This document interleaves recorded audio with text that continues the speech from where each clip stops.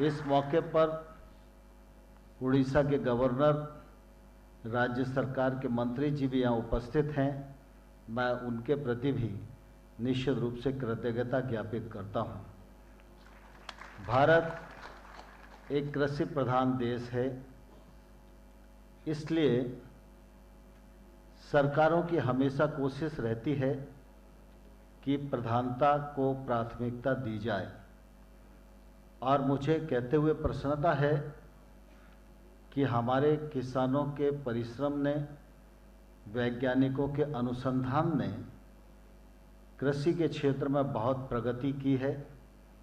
आज खाद्यान्न की दृष्टि से हम सिर्फ आत्मनिर्भर ही नहीं, दुनिया को भी मदद करने वाले देशों में से एक बने हैं। यह हम सब के लिए निश्चित रूप से गौरव का विषय है। जहाँ तक चावल का सवाल है, चावल की फसल हमारे फसलों में से प्रमुख फसल है और मुझे कहते हुए प्रसन्नता है कि हमारे वैज्ञानिकों ने अब तक अनुसंधान करके चावल की दृष्टि से देखें तो 160 बीज की किस्मों को ईजाद किया है। साथ ही साथ जो प्रधानमंत्री जी का बल है कि कुपोषण की समस्या को दूर करने के लिए, पौष्टिकता खान पान में बढ़ाने के लिए फोर्टिफाइड चावल की किस्मों को हमें पैदा करना चाहिए। आईसीआर ने उस दिशा में भी कदम बढ़ाए हैं और सीआर 310, 311, 315 धान की किस्में पैदा की हैं। सरकार ने फोर्टिफाइड चावल पीडीएस में वितरण किया जाए, इसके लिए भी पायलट प्रोजेक्ट प्रारंभ किया है। बजट में उसका प्रावधान कर दिया गया है और प्रधानमंत्री जी की कोशिश है कि हमारे खान पान की व्यवस्था ऐसी हो कि कोई भी बच्चा, कोई भी व्यक्ति हमारे देश में कुपोषित न रहे। चावल के उत्पादन की दृष्टि से भी अगर हम देखेंगे तो आज हम 130 मिलियन टन पर खड़े हुए हैं। 2010 से अगर हम तुलना करेंगे तो मैं समझता हूँ कि लगभग 46% की वृद्धि हुई है, जिसमें हमारे किसानों का परिश्रम और वैज्ञानिकों के रिसर्च का निश्चित रूप से योगदान है। आज चावल की दृष्टि से भारत दूसरा सबसे बड़ा उत्पादक देश है। निर्यात की दृष्टि से हम देखें तो हम पहले नंबर पर खड़े हैं, लेकिन हमारे सभी वैज्ञानिक और किसानों का प्रयत्न है और इच्छा है कि हम हर दृष्टि से नंबर 1 ही न रहें। दुनिया की जो आवश्यकता है, उस खाद्यान्न की आवश्यकता को पूर्ण करने की दिशा में हमारे कदम निरंतर बढ़ते रहें। कृषि का क्षेत्र निरंतरता का क्षेत्र है, उतार चढ़ाव का क्षेत्र है, प्राकृतिक परिस्थितियों पर निर्भर करने वाला क्षेत्र है। इसलिए अनेक प्रकार की चुनौतियाँ कृषि के क्षेत्र के समक्ष आती ही रहती हैं। मुझे कहते हुए प्रसन्नता है, प्रधानमंत्री नरेंद्र मोदी जी ने महामहिम राष्ट्रपति जी के सानिध्य में इन 8.5 वर्षों में लगातार इस बात की कोशिश की है कि किसान को नुकसान की भरपाई हो सके। इसलिए प्रधानमंत्री फसल बीमा जैसा सुरक्षा कवच मिले। पीएम किसान सम्मान निधि के अंतर्गत अभी तक 11.5 करोड़ किसानों को 2,24,000 करोड़ रुपया उनके खाते में जमा करा के उनकी आय बढ़ाने का प्रयत्न किया गया है। कृषि के क्षेत्र में लागत कम करने के लिए, उत्पादन बढ़ाने के लिए, पानी की कमी जैसी चुनौतियों का समाधान करने के लिए निश्चित रूप से टेक्नोलॉजी का उपयोग अत्यंत आवश्यक है। कृषि के क्षेत्र में टेक्नोलॉजी का प्रवेश हो, निजी निवेश हो, इस दृष्टि से भी इस बार बजट में प्रावधान किए गए हैं। भारत सरकार राज्यों के साथ मिलकर डिजिटल एग्रीकल्चर मिशन पर काम कर रही है। इसके लिए भी बजट में इस बार 450 करोड़ रुपए का प्रावधान किया गया है। हमारे किसी भी किसान को, जो छोटा किसान है जिसकी संख्या देश में 86% है, यह किसान किसी साहूकारी कर्ज में न दबे, इसलिए अल्पकालिक ऋण के रूप में जहां 2014 तक यह ऋण 6-7 लाख करोड़ हुआ करता था, अब प्रधानमंत्री नरेंद्र मोदी जी ने इसकी ऋण सीमा को बढ़ाकर 20 लाख करोड़ रुपया किया है। इससे भी निश्चित रूप से किसान की ताकत बढ़ी है। लगातार भारत सरकार की यह कोशिश है कि किसानी के क्षेत्र में निजी निवेश आए और इसके लिए कि कृषि और संबद्ध कार्यकलापों के लिए लगभग आत्मनिर्भर पैकेज के अंतर्गत 1.5 लाख करोड़ रुपए का प्रावधान किया गया है। 1 लाख करोड़ रुपया एग्रीकल्चर इंफ्रा फंड के रूप में, 15,000 करोड़ रुपया एनिमल हस्बेंड्री के लिए, 20,000 करोड़ रुपया फिशरीज के लिए, 4,000 करोड़ रुपया औषधि खेती के लिए, 500 करोड़ रुपया मधुमक्खी पालन के लिए, 10,000 करोड़ रुपया छोटी प्रोसेसिंग यूनिट के लिए। इसके कारण भी निजी निवेश के दरवाजे खुले हैं और गांव तक जो इंफ्रास्ट्रक्चर पहुंचना है उसको पहुंचाने का प्रयत्न किया जा रहा है। मुझे कहते हुए प्रसन्नता है कि एग्रीकल्चर इंफ्रा फंड में अभी तक जो परियोजनाएं स्वीकृत की गई हैं उनमें 16,000 करोड़ रुपए का ऋण स्वीकृत किया गया है और इसका प्रसाद भी आने वाले कल में हमारे देश की कृषि को मिलने वाला है। हमारी कोशिश है कि 1 लाख करोड़ रुपया जल्दी से जल्दी ज़मीन पर पहुँचे, इसमें निजी पैसा भी मिले और निजी निवेश मिलकर निश्चित रूप से कृषि को उन्नत कृषि के रूप में और कृषि को फ़ायदे की कृषि के रूप में तब्दील करने में हम लोग आगे बढ़ें। मुझे आज आप सबके बीच में उपस्थित रहते हुए बहुत प्रसन्नता है, क्योंकि यहाँ देश और विदेश से सभी वैज्ञानिक गण उपस्थित हुए हैं। महामहिम राष्ट्रपति जी का सानिध्य, उनकी उपस्थिति हमको उत्प्रेरित करने वाली है और मुझे पूरा विश्वास है कि इस कॉन्फ्रेंस में अनेक विचार विमर्श होंगे, आने वाले कल का रोड मैप बनेगा और जो निष्कर्ष आएंगे वो उद्देश्य की पूर्ति में सहायक होंगे।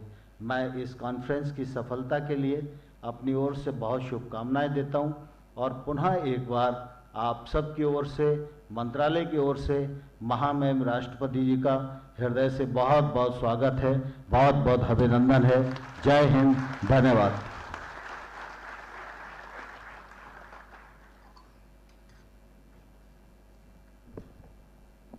आपका सहृदय धन्यवाद और आभार मंत्री महोदय। सविनय निवेदन उड़ीसा के राज्यपाल माननीय प्रोफेसर गणेशी लाल जी से कि वे अपने सुविचारों से इस सभा का मार्गदर्शन करें। माननीय राज्यपाल महोदय।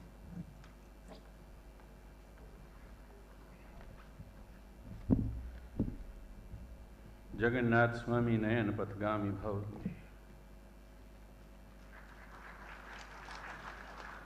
Honorable President of India, the doyen among the presidents of the states in the world, Honorable Shri Narendra Singh Ji Tomar, the pioneer in the Panchjanya of architecture, infrastructure in agriculture, offering the delicious and sumptuous feast to 11.5 crore farmers, families of India. Honorable Ravindra Pratap Swami Ji, Minister in the government, leaving no stone unturned to assuage the sufferings through a scheme, Kalia, launched by the state government. Honorable P.K. Agrawal Ji, Honorable Ramesh Nayak Ji, and Honorable our guide and philosopher, Dr. H. Pathak Ji, Indian Council of Agriculture Research,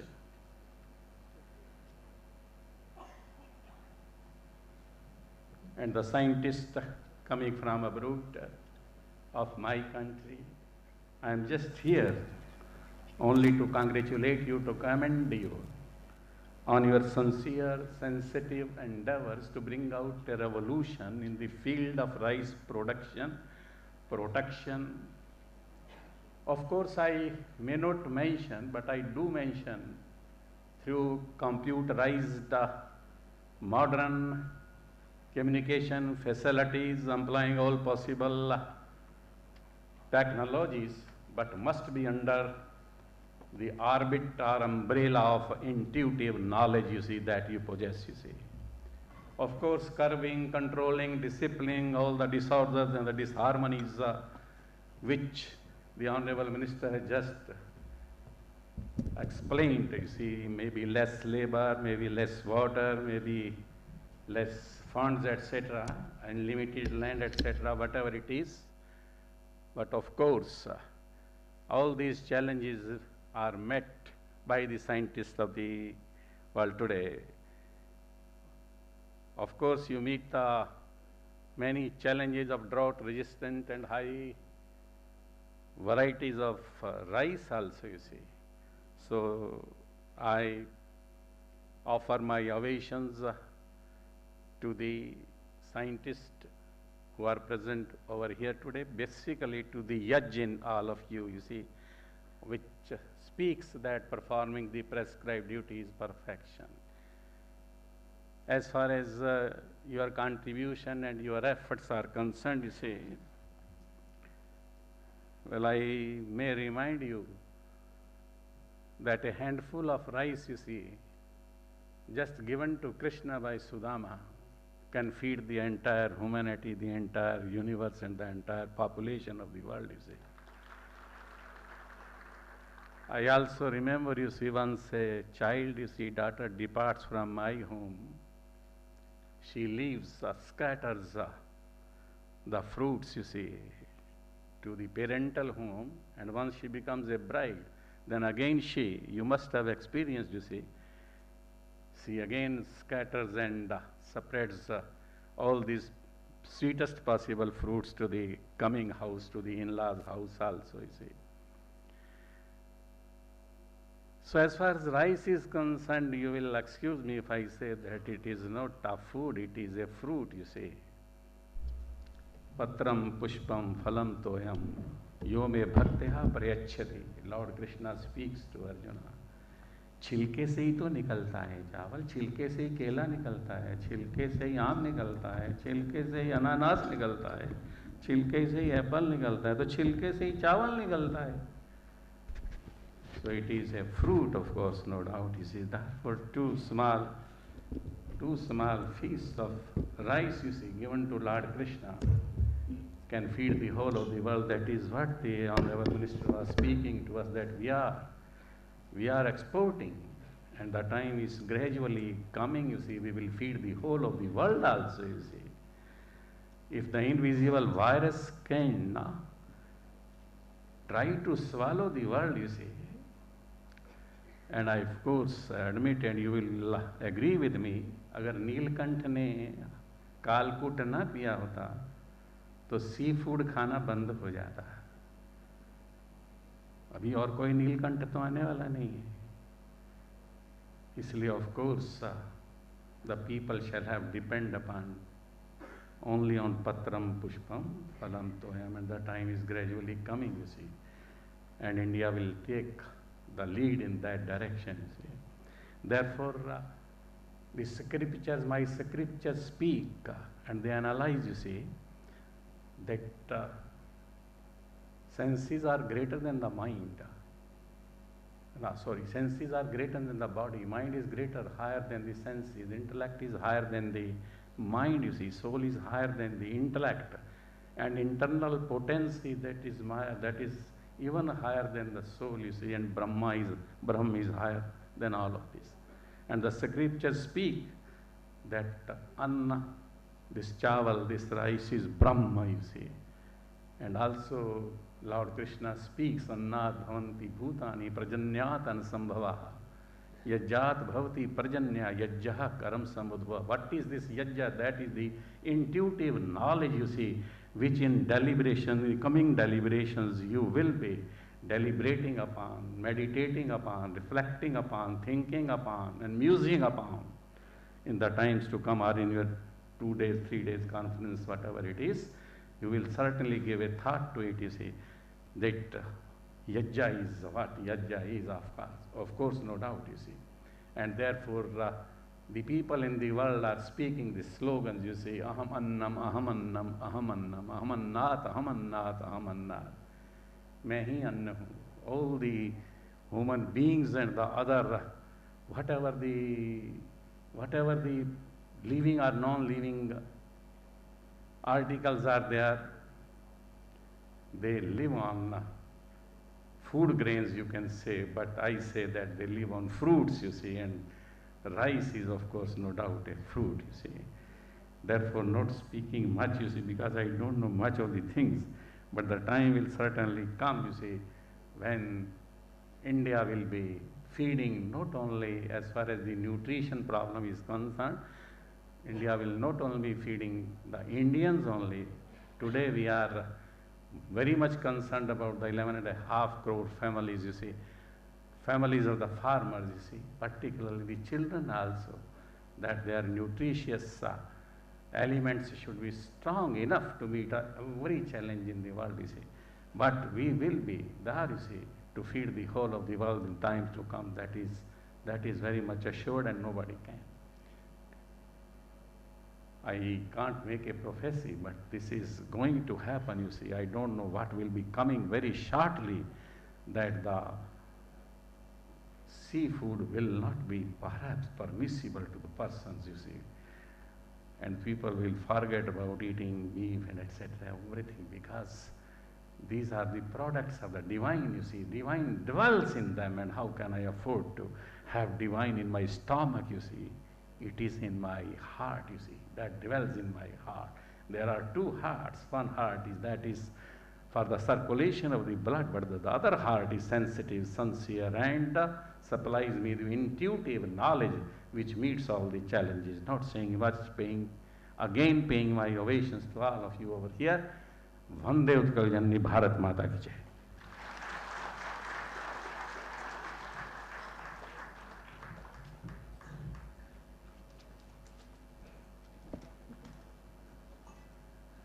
बहुत बहुत धन्यवाद और आभार माननीय राज्यपाल महोदय। ये हम सब के लिए बहुत ही गर्व का विषय है कि लाखों युवाओं की प्रेरणा स्रोत कठिन परिस्थितियों में अपने धैर्य और अटूट विश्वास से बड़ी मुश्किलों का सामना करने का हौसला प्रदान करने वाली और सबसे सुखद संयोग कि उड़ीसा के इस पावन धरा से अपने कर्म पथ का शुभारंभ करने वाली माननीय राष्ट्रपति महोदया हमारे मध्य विद्यमान हैं। मैं माननीय राष्ट्रपति महोदया से सविनय निवेदन करता हूं कि वे अपने विचारों और अभिभाषण से इस सभा को अनुग्रहित करें और हमें मार्गदर्शन प्रदान करें। माननीय राष्ट्रपति महोदय।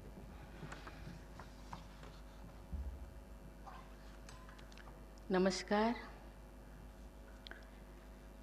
Governor of Odisha professor Ganeshi Lal ji, union minister for agriculture and Farmers Welfare and President of ICAR Society, Sri Narendra Singh Tomar ji, Minister of Agriculture and Farmers Empowerment, Government of Odisha, Sri Ranendra Pratap Swai ji, Secretary DARE and Director General ICAR, Dr. Himangshu Pathak ji, President Association of Rice Research Workers, Dr. Pawan Kumar Agarwal ji, Director ICAR National Rice Research Institute, Dr. Amresh Kumar Nayak ji, scientists, students, and all the participants, ladies and gentlemen.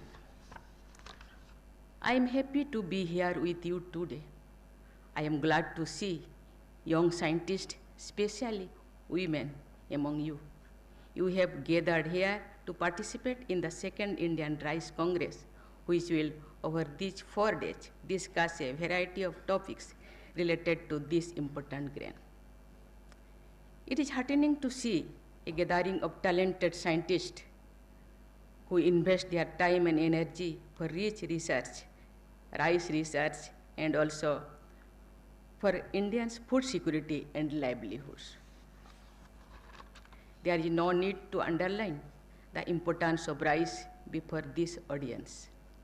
You know very well how rice is the cornerstone of food security in India and also a key factor for our economy. Rice also figures very prominently in our heritage and culture. Right from the Vedas our ancient literature in Sanskrit and other languages have rich references to this grain and many varieties of rice. Many rituals and ceremonies of various religions, traditions are considered incomplete without akhyat, and the undertaken rites, which is smooth and symbol of prosperity and even the wholeness of life. In many parts of India, the first solid food grain given to a child is usually something made of rice.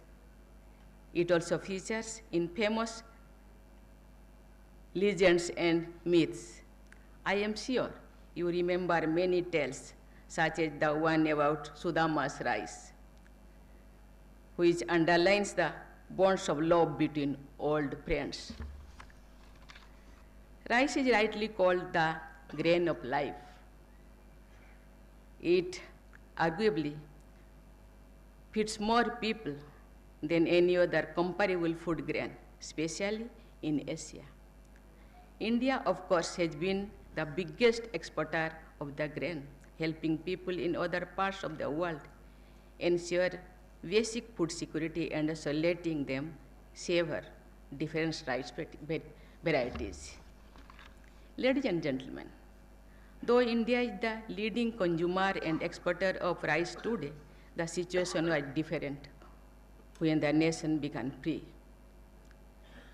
The National Rice Research Institute was established in 1946, soon after the Great Bengal Famine and just before we won independence. In those days, we were dependent on imports to meet our food requirements, and often the nation lived what was called a ship-to-mouth existence. If the nation could overcome that dependency and has become the largest exporter, a lot of credit goes to the NRRI. The Institute had contributed immensely to India's food security and also to enhancing farmers' lives. For more than 75 years now, the NRRI has been working in the areas of basics, applied and adaptive research related to paddy, while also imparting training to the various stakeholders. Ladies and gentlemen, India is proud of its rich biodiversity, and that includes varieties of rice too. Every region of this country boasts of a unique rice grain of its own with a distinct taste. In the last century, as irrigation facilities expanded, rice came to be grown in new places and found new consumers. Such a shift is not always good for the water usage in some regions. The paddy crop requires high amounts of water, but many parts of the world are facing severe water shortage due to climate change. Droughts, floods, and cyclones are now more frequent, making rice cultivation more vulnerable. Even as rice has broken new grounds, there are places where traditional varieties are facing challenges. I am glad to know that traditional rice growers from the tribal communities of Odisha have helped conserve and unique genetic resources of rice for ages. I must mention here the exemplary work of Srimati Kamala Pujari from Koraput, who has been collecting and preserving hundreds of rare and endangered crop varieties, including rice. She was honored with the Padma Shri Award for her inspiring initiative. Thus, the task before us today is to find the middle path, preserving and conserving traditional varieties on one hand and maintaining ecological balance on the other. I am therefore happy to learn that NRRI scientists are actively seeking solutions by collecting, identifying, and characterizing unique rice germplasm that can survive these cultivation challenges. I am told that this Rice Congress has dedicated sessions to discuss these issues. Another challenge is to save the soil from excessive use of chemical fertilizers, which are considered necessary for modern rice cultivation. We need to reduce our dependence on such fertilizers in order to keep our soil healthy. I am confident our scientists are at work to devise eco-friendly rice production systems. Ladies and gentlemen, as rice forms the bedrock of our food security, we must consider its nutritional aspects too. Large section of low-income groups depends on rice, which is often the only source of daily nutrition for them. Therefore, delivering protein, vitamins, and essential micronutrients through rice can help combat malnutrition. I am told ICR NRRI has developed India's first high-protein rice called CR Dhan 310, which will help us in improving the country's overall nutrition profile. I am glad to learn that NRRI has also released a high zinc rice variety called CR Dhan 315. The development of such biofortified varieties is an ideal example of science in the service of society. More and more of such efforts will be needed to support the increasing population amid a changing climate.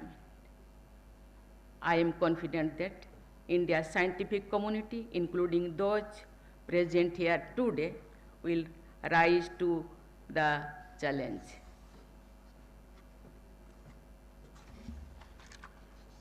Fruits of science and technology must reach those who need it the most, that is the underprivileged sections of the society. Science and technology will help in removing any division and inequality of society. I hope this process will speed up with more and more young women taking up science and technology as a career. Ladies and gentlemen, I congratulate the Indian Council of Agriculture Research, the National Rice Research Institute, the Association of Rice Research Workers, and other co-organizers for organizing the Second Indian Rice Congress. I am confident that after 4 days of extensive deliberations among rice researchers from India and other countries, the organizers will summarize key suggestions for future considerations. A document presenting the gist of deliberations will be helpful to the policy makers of this country. I wish the Second Indian Rice Congress a grand success. Thank you. Jai Hind, Jai Bharat. बहुत बहुत धन्यवाद और आभार माननीय राष्ट्रपति महोदया। निवेदन सभी से राष्ट्रगान के लिए खड़े हो जाएं। राष्ट्रगान।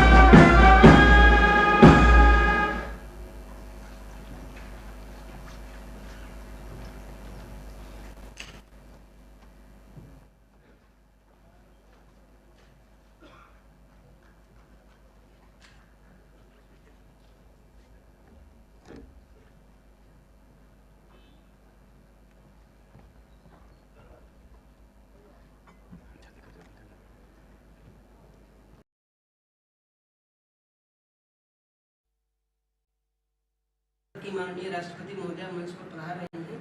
कृपया राष्ट्रगान के लिए खड़े रहें।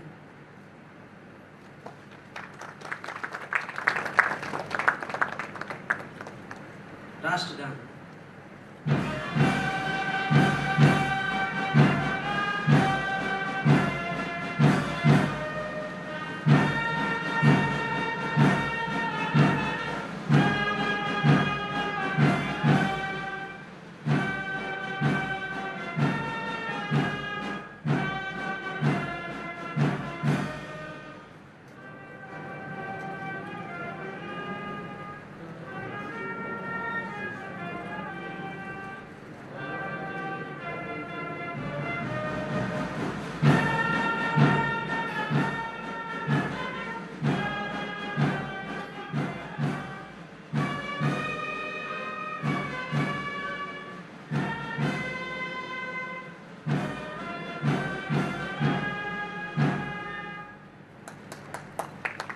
निवेदन सभी अतिथियों से अपना स्थान ग्रहण करें।